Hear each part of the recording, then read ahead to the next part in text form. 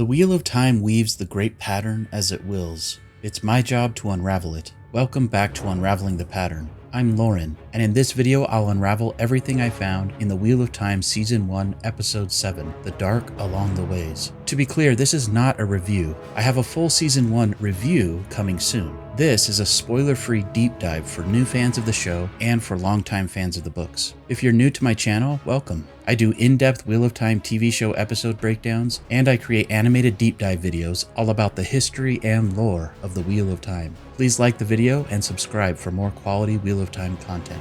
Spoiler warning, this video contains full story spoilers for the first 7 episodes of Season 1 of the Wheel of Time TV show, as well as information that's been revealed through bonus content or general trivia on the Amazon Prime Video app. I'll be discussing some minor world building and background information that will help to explain some of the things that are not clear in the show, and I'll be discussing some comparisons to the first book, The Eye of the World. But you don't have to have read the Wheel of Time books to watch this. This was a big episode. We got one of the coolest cold open scenes to date, we got to see a lot more of the world and learn some history, and we had some excellent relationship momentum between Lan and Nynaeve and between Rand and Egwene, with some weird parent stuff thrown in. But most importantly, the identity of the Dragon Reborn was finally revealed. Let's just address the mat-sized elephant in the room before we continue. Remember, they had a major break in production due to COVID after they finished shooting episode 6. When they came back to shoot this episode and the finale, they were functioning under extreme COVID restrictions, and for unknown reasons, one of their main actors did not return. Yes, this episode suffered to some degree from Barney Harris, the actor who plays Matt Cawthon, leaving the show. I discussed this in my episode 6 breakdown, but it's clear that they had to do some quick rewriting and change some things in order to give an excuse for Matt's character not being there with them. The ending of episode 6 was abrupt, and it felt awkward and out of place to me. It's clear that they had to make do with what they could, using existing footage to explain Matt's absence later. I'm pretty sure they reshot some of the scenes of the rest of the group entering the ways after they came back from the break. I'll discuss this more in my upcoming episode 8 Unraveled video as well as in my review of the full season, but I do feel that some of the odd story choices in this episode directly relate to Barney leaving the show and being written out of the last 2 episodes. I'm actually working on a separate video about Matt and how his character was handled in season 1 called The Matt Problem, so be on the lookout for that. Anyway, enough about Barney and Matt, back to the episode. The title of this episode, The Dark Along the Ways, is named after chapter 44 from The Eye of the World, and it's very apropos. In this episode, each character had to deal with their own inner darkness, and they were forced to make choices that would affect their path or way for the rest of their lives. Moiraine literally says, I didn't choose this path for myself any more than you did, but I will follow it because I must. Because I know what is right. You've made your choice. But we'll make our own. This darkness along their way or journey is a major theme of the episode, but more importantly, this episode shows how each character chooses to overcome their inner darkness and find their own path. But in a less metaphorical sense, the title of the episode is also appropriate because they literally entered a sort of doorway called a waygate to a place called the Ways. There they faced a darkness called Machin Shin, or the Black Wind. The Waygates, the Ways, and the Black Wind are all described very differently in the books from how they are portrayed in the show. If you want to learn more about the history of the Ways, how the Waygates were created, and what the Black Wind really is, check out my upcoming Lot 201 video. In the video, I also discuss this deleted scene where Padan Fain is shown with a special type of key that opens the Ways without requiring channeling. In a nutshell, the Waygates are doorways that lead into ancient pathways out of time and space, called the Ways, that allow people to travel great distances in a short amount of time. It's unclear if they changed how the Waygates and the Ways function on purpose from the start, or if some of the changes were made after Barney left, in an attempt to explain why they weren't able to go back through the Waygate to get Matt. Once inside, Moiraine claims that they cannot go back to get Matt. She says that it is because of an inherent darkness in him. Later, she tells Lan that she wouldn't want someone with Matt's darkness anywhere near the Dark One, because if he is the dragon, she seems to think that he would be more likely to turn to the shadow and doom them all, just as he was attracted to the evil dagger from the city of Shadar Logoth. This just feels to me like a weak attempt to give an excuse for not including Matt. It also feels like a dangerous gamble to take all of them through the Ways and to the Eye of the World without the dragon. So for me, it sort of unintentionally eliminated Matt as a suspect for the dragon at this point. When Nynaeve and the others discuss channeling to reopen the gate, Loial says that channeling within the Ways would be, quote, impossible. This is, in my opinion, poor writing. that confuses new viewers to some degree. We see later that channeling within the ways and even opening a waygate from inside with the One Power is possible, because Egwene, Rand, Nynaeve, and Moiraine all do it. Loial does sort of clarify that it's not impossible, but rather just extremely dangerous, because it would attract something called Machin Shin, which is translated from the Old Tongue to mean the Black Wind, and that it would feast on their souls. This is another slight change, because channeling within the ways does not exactly attract Machin Shin in the books. That said, I personally really liked how the inside of the ways and how Machin Shin were portrayed, which I'll get into in a bit. Perrin is the first to see a guiding stone in the distance, which is covered in Ogier script that requires Loial to interpret. Could Perrin's enhanced vision be related to his golden eyes and his strange connection with the wolves? The guiding stone was nearly defaced, making it difficult to decipher their correct path. This is another metaphor for the characters' paths being muddied by the Dark One. How will they know which choices are the right ones? I love that Loial is the guide in this scenario. He's my favorite character from the books, so I say, when in doubt, don't be hasty, always follow Loial's guidance. It's unclear how much time passes while they rest and wait for Loial to decipher the ruined stone, but they're interrupted by a now familiar whistle.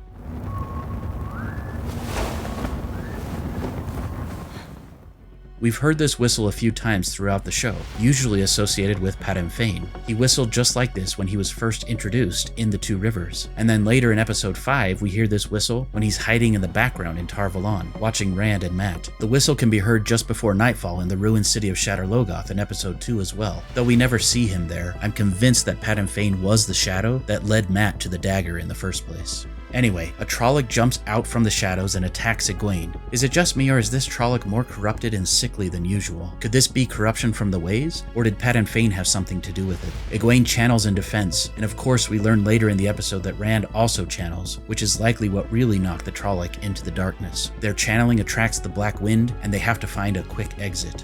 As a book reader, I was a bit confused by this sequence because of my expectations that they would be in the ways for longer than a few hours, and that they were always intending to find the waygate at Fal Dara for their exit. Moiraine said earlier that their intended waygate exit is at least a day's journey from the guiding stone, but then they rush away and find a waygate almost immediately after the Trolloc attack. It's clear on rewatch that they were originally intending to exit from a different waygate right at or near the Eye of the World, and the Black Wind forced them to change their course. Lan says they'll never make it to their waygate and asks how close the waygate to Fal Dara is, and Loial says it's closer. Again, the continuing theme of this episode is that the shadow, or dark, is constantly forcing the characters down a path or way that they might not otherwise choose. On the other hand, this also exemplifies how the pattern works, especially with ta'veren. I discuss how the pattern weaves the lives and forces the choices of certain people called ta'veren in much greater detail in my episode 6 breakdown.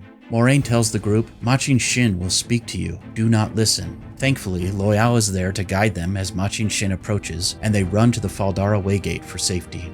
We see a quick flash in the darkness revealing Padan Fain and confirming that he was following the group. This begs the question though, how did Padan Fain avoid or survive the Black Wind? According to the Amazon Prime timeline, Padan Fain didn't exit the ways until at least 2 or possibly as many as 4 days after the group exited the waygate. Was he caught by the Black Wind? Did Machin Shin feast on his soul? Or was this just a mistake in the timeline? The timeline online is a bit suspect. Moiraine tells Agomar about the waygate on the 2nd day of the month, and then Agomar sends his guards to deal with it, and yet it says that Padan Fain didn't arrive until the 4th day of the month. My guess is that this is just inaccurate, but it's also possible that there are Dark Friends among the soldiers of Fal Dara, and that they weren't guarding the waygates as they were supposed to.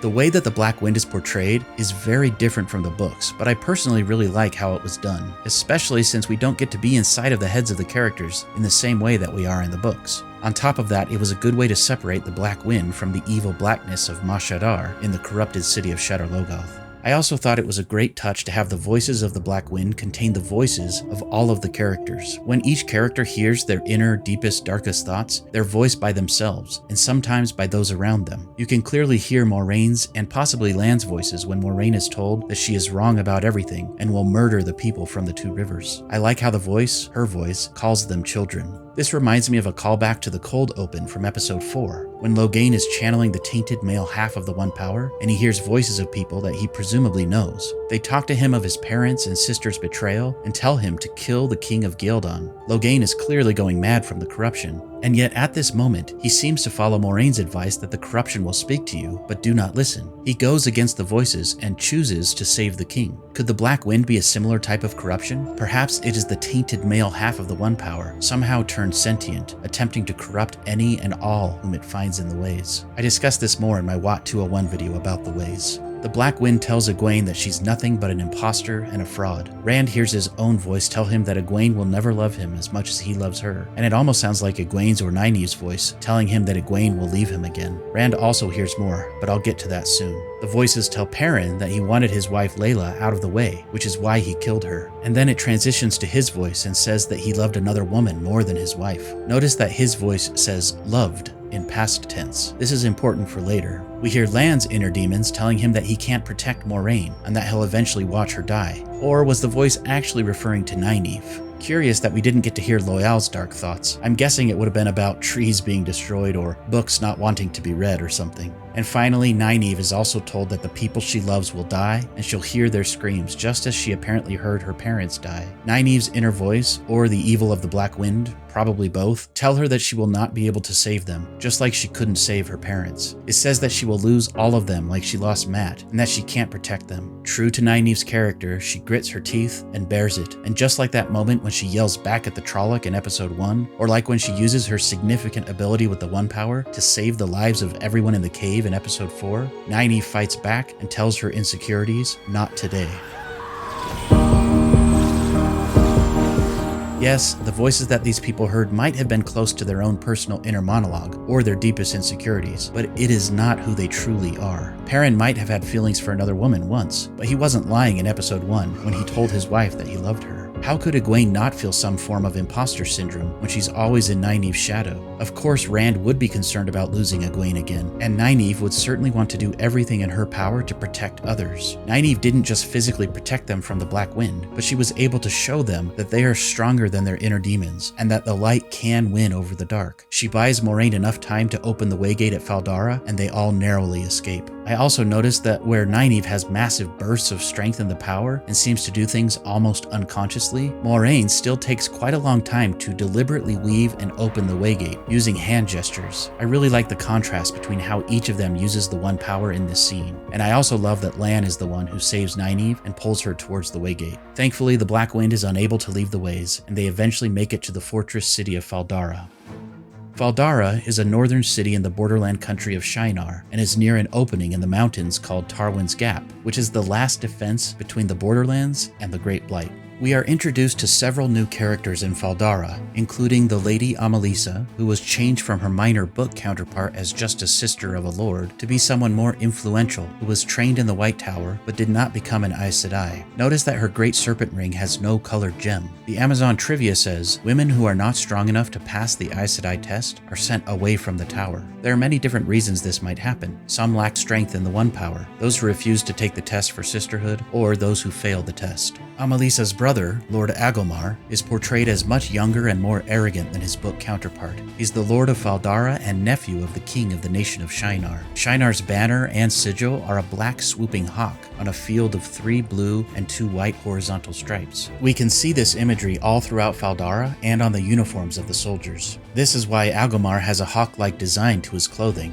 It's unclear if Lan's sword is the same one that he has in the books at this point, but some eagle-eyed viewers notice that the Old Tongue inscription on Lan's sword appears to be a message from or to Lord Agomar. This is a line that is said to Lord Agomar by Moiraine in the books, and it doesn't quite make sense as an inscription on the sword. It says, Ninte Kalishnie no Domashita Agomar Daishan, which translates to, Your welcome warms me, Lord Agomar. My guess is that the props crew probably just put this on the sword as a sort of Easter egg. We're also introduced to a curious woman called Min, a sort of reluctant fortune teller or seer who can apparently see glimpses of the pattern around people and sometimes can read their futures. I personally like this sort of cynical take on Min's character. Imagine if you could see people's futures and their deaths unbidden. I see dead people. Imagine if people knew of your abilities and came to you for answers, even though you just wanted to be left alone. I also like the little detail where, when she's seeing viewings, there's a sort of light on her that brightens. You can see this weird curtain fan-like thing in the window in this scene, so it could just be the light from the stained glass windows here, but I like to think this is a subtle visual cue that Min is seeing a vision. Real quick, let's discuss what she sees and what it could mean. She sees Padan with golden eyes and blood running down his chin, almost as if he's got a second wolf-like personality. She sees Rand wearing the same clothes, rocking a baby, and claims that she doesn't know whose baby it is. I'll discuss this more in my episode 8 video. When she reads Nynaeve and Egwene, it isn't clear which viewing goes to which girl. She sees white flame and a ring of gold. Book readers probably have a good idea of what these mean. A white flame could be associated with channeling the One Power, or the White Tower, or the Aes Sedai, or maybe just fire. The ring of gold could refer to a marriage, or the Aes Sedai as well, but it's vague enough to almost mean anything. What do you think these viewings mean, and which vision applies to which girl? She does claim that they are all linked, and that it's unusual. She sees sparks of light trying to fill the shadows, and the shadows trying to swallow the sparks around all of them. This is a common viewing that she has in the books as well. What do you think this means? She says that the visions are very clear, and usually the more important someone is to the pattern, the clearer the vision. Of course, this probably frustrates Moiraine, because she was hoping to find out that only one of them was really important. Then Min sees a viewing over Moiraine and tells her, "I see the Armorland seat, and she's wearing full regalia, and she's going to be your downfall." I think it's important to be clear that she sees the Armorland seat, and not necessarily Swan Sanche. This wording was intentionally switched in the previous episode, when Moiraine was supposed to swear an oath to the Armorland, and instead she swore the oath to Swan Sanche. So could this be intentionally misleading as well? Do you think Min is referring to Swan, or to someone else? We'll talk more about Min's other visions later, but I'm really looking forward to seeing how they use Min's abilities more throughout the show, to give us little glimpses of foreshadowing and things to theorize about. Min's viewings were always fun to discuss and theorize about as the books were being released. We also meet a few as of yet unnamed Shienaran soldiers, and a family who share Lan's heritage. Notice that the man and boy in this home both wear a similar leather cord, like the one Lan wears around his forehead, and the woman has a red dot on her forehead. The man calls Lan Daishan. When Nynaeve asks later what that means, Lan tells her it is a title given to the future kings of a nation called Malkier. Lan is the uncrowned king of the nation of Malkier, which has long since been overtaken by the Great Blight, and is essentially a nation with no home. I'll be releasing a Wat 201 video about the history of Malkier, and another about the Great Blight, so be on the lookout for those. Lan goes on to tell Nynaeve that his family was slaughtered on the night that the Blight overran Malkier, and he was smuggled out of the palace by the king's armsmen, including the man with whom they had dinner that night. This moment of Lan opening up to Nynaeve just makes her fall even more in love with him, especially because she can relate to him, feeling like someone without a home. She lost her parents at a young age as well.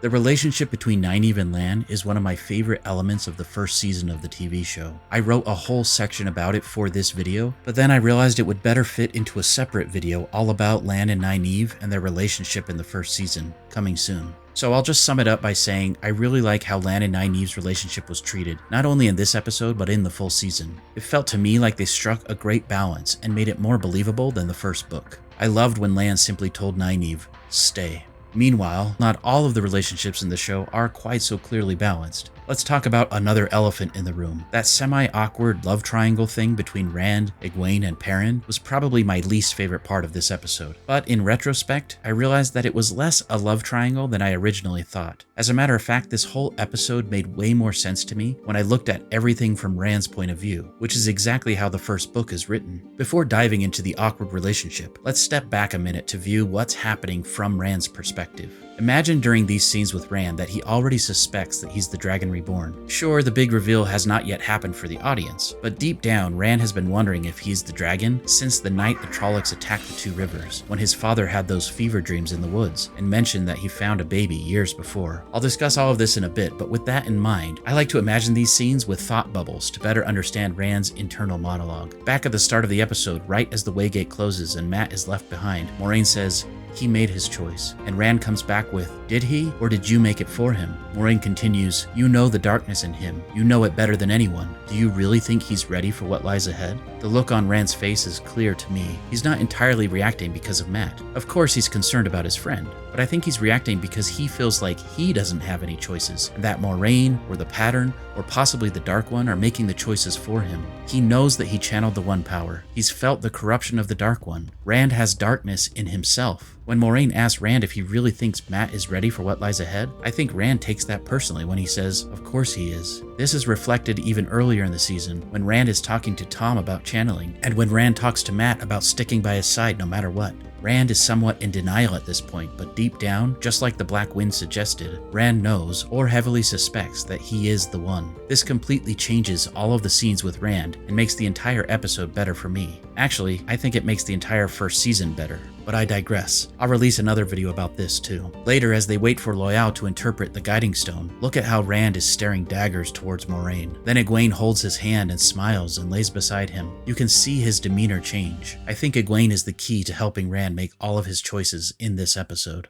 Perrin reacts to this as well, but we'll get to that in a minute. Later in Fal Dara, after failing to get the information she was hoping for out of Min, Moiraine approaches the group and tells them that they will be leaving for the Eye at sunrise the next morning. I don't know exactly why Moiraine is so sure that going to the Eye of the World will result in the death of anybody who is not the true Dragon Reborn, but because she cannot lie, she certainly seems sure that most of them will die at the Eye. This is the classic unreliable narrator at work. Nynaeve says later that just because Moiraine believes it to be true doesn't necessarily make it true, and this is one of the flaws of the first Aes Sedai oath, to speak no word that is not true. An Aes Sedai can only speak what they believe to be true. They're not able to determine absolute truth through trial and error. For some reason, Swan Sanche, the Amarlin Seat, had dreams that led the group here, and Moiraine is sure she's going to her death, but she's determined to do it because she thinks it's right. Perhaps this is why Min told Moiraine that the Amarlin Seat would be her downfall. We do know that a certain dark presence has been in the dreams of the others, so why couldn't the Amarlin also be manipulated in her dreams? Did you notice that throughout this episode, Moraine's hair seems to be getting more and more frazzled? I think this is a good indicator of her mental state, as things are unraveling and she's becoming desperate. I think of this scene as Moraine's final attempt to get the group to really communicate, or to get the true dragon to finally come out of the closet, so to speak. This whole scenario reminded me of the Trolley Problem. I'll just let characters from The Good Place explain it real quick. Michael, what did you do? I made the trolley problem real so we could see how the ethics would actually play out. There are 5 workers on this track and 1 over there. Here are the levers to switch the tracks. Take a choice. I think Moiraine is fully prepared to kill all of the group, herself included, if it means saving the rest of the world. But she admits she doesn't want any of them to die. Perhaps she's trying to put these characters into the trolley to help them realize that they must make a choice. If the true Dragon Reborn knows who they are, then why would they hide it if it means putting others into unnecessary danger? Egwene repeats Moraine's sentiment later when she says, I want to go to the Eye of the World, because if there's even a chance she's right, then it's worth it. Rand's silent reaction immediately after this speaks volumes to me. I think this is when Rand realizes he needs to know the truth. Otherwise, people he loves, especially Egwene, will die for no reason. Still, even though Egwene is sure at this moment, Rand still is somewhat in denial. He puts up his walls and reacts, just as he did about Mat in the Ways. Again, I don't think his reactions are really about Mat or even Perrin and Egwene's weird relationship stuff. It's about himself and the people he loves being in danger, and not wanting to admit he has the control to choose something he doesn't want to save them. This is perfectly in line with Book Rand. He puts up stupid walls and tries to offend others in a weird attempt to save them from himself. There really isn't anything going on between Perrin and Egwene at this point, but at some point, Perrin probably did have feelings for Egwene. I think of it as a crush on the girl next door. After all, Perrin was the blacksmith or apprentice in the village who was literally next door to Egwene, the innkeeper's daughter, for years. Rand lived far away on a farm. I would probably have had a crush on Egwene in this scenario too, but when Rand and Egwene got together, Perrin proposed to Layla. I'm sure this is why his wife was distant at times with Perrin, and I'm sure this is why Layla didn't attend Egwene's women's circle ceremony. But I believe Perrin wasn't lying when he said that the only woman he ever loved was his wife, and she even acknowledges that she believes him when he tells her he loves her in episode 1. That doesn't mean she can't still be somewhat jealous of Egwene. I also think there are other things at play here between Perrin and Layla that may or may not ever be resolved in the show. Just because Perrin might have once had feelings for Egwene doesn't mean he currently loves her or that he ever did. A crush is a crush. Nynaeve shouldn't have butted in, but she did, and Rand used it as an opportunity to put up walls and try to alienate everyone in an attempt to save them. But it was never really about Perrin. Later, when Egwene finds Rand shooting targets, he apologizes to Egwene, and he acknowledges that he knows there was never anything between Egwene and Perrin, and Egwene agrees. This is why this is not really a love triangle. Egwene never had feelings for Perrin, and likely never will. It's always been about Rand for her. This is my take on all of this, at least. I'm still not a huge fan of this plotline, but I understand why they chose to do this weird relationship stuff in the show. I also think much of this would have gone differently if Mat had been at Fal Dara. This whole thing feels to me like a plan B of sorts. As I say, this isn't a review. I'm just trying to make sense of what the show is presenting. I'll discuss my opinions on this in more detail in my Season 1 review. Moving on. I love this little back and forth between Rand and Egwene. At first, Rand is having a hard time concentrating and hitting the target. You can sense his frustration. Then Egwene comes down and finds him. He apologizes to her and admits that he was and still is scared. Just as the Black Wind suggested, Rand doesn't want to lose Egwene. Egwene basically tells him that even if he is the dragon, she'll always stand by him, no matter what happens, no matter what comes. This, to me, is the catalyst that sets Rand on course to finally make the choice he's been avoiding and to accept his fate or destiny. Up until this point, Rand's whole focus has been on Egwene and his relationship with her. Knowing that he won't lose Egwene no matter what finally sets him on a course to be honest with himself and to accept his duty. Then we get the first part of the reveal. On the night of the Trolloc attack, Rand's father was injured, and as he carried him to the village to find help, his father said some things in a feverish state, claiming that he found a baby in the snow. Rand has been thinking about that night ever since. Loial was sure that Rand was an Yeoman when he met him in the library in Tar Valon, but Rand wanted to deny it. Deep down, Rand thinks that the man who raised him, the man who gave him the curious sword with the heron on it, might not be his true father. We saw this sword in that incredible cold open right at the start of the episode. Really quick, I just want to say that this cold open was objectively one of the best, if not the best scene in the whole first season. I love everything about it. Aside from just being shot in an amazing way and being an incredible fight sequence, I just love the setup and emotional payoff at the end of the episode for this sequence. I'll discuss this in more detail in a future video, but for some simple backstory, this took place 20 years earlier during a battle called the Blood Snow, which took place near Tar Valon on the slopes of Dragonmount against the warrior culture called the Aiel. Rand, the Dragon Reborn, was literally born on the slopes of Dragonmount. We've not yet found out from the show why the mountain is called Dragonmount, but this is actually revealed in the prologue of the very first book. I'll save this for later, as I'm guessing they'll address it in the future on the show.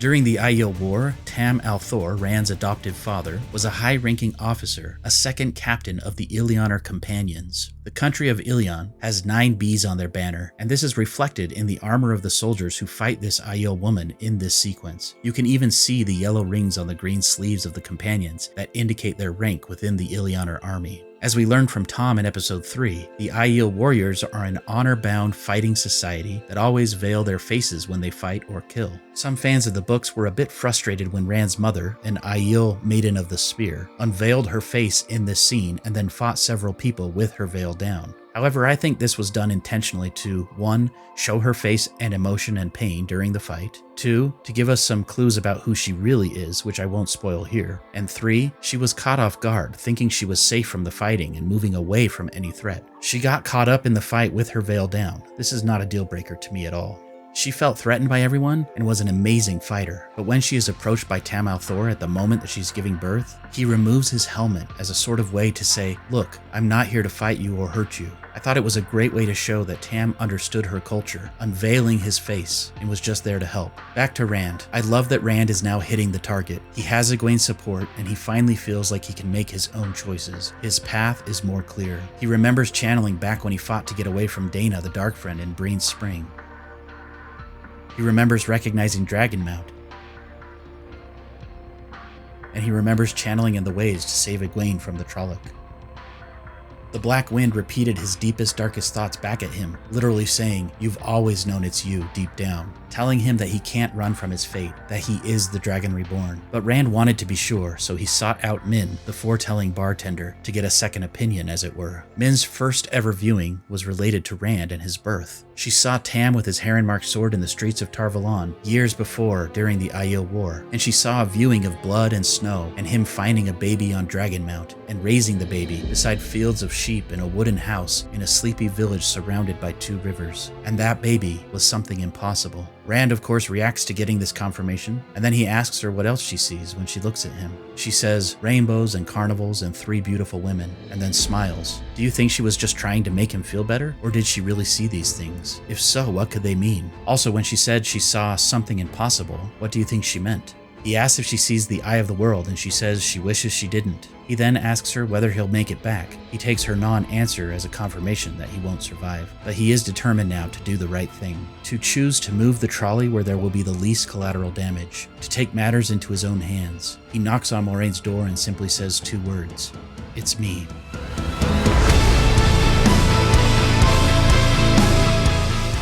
Thanks for watching. Please keep the comments civil. Be sure to watch my episode 8 breakdown video coming soon. I'll discuss what worked and how it compared to the end of the first book, and what perhaps didn't work so well too. I have many more videos about the show and the books coming too, so please remember to subscribe for more quality Wheel of Time content. If you like what I do here, you can support me on Patreon or here on YouTube for as little as $1 per month. Peace.